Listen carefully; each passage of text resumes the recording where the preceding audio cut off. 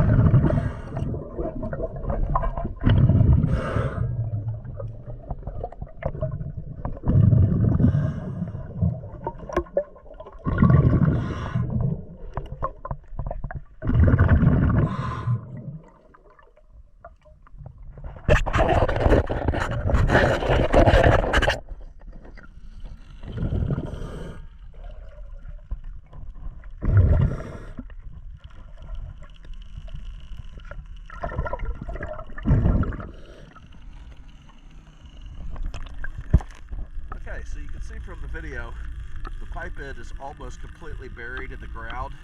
The grate's completely buried in the ground. So what we're going to have to do is we're going to actually have to move a bunch of the substrate from underneath the pipe way over to that fill.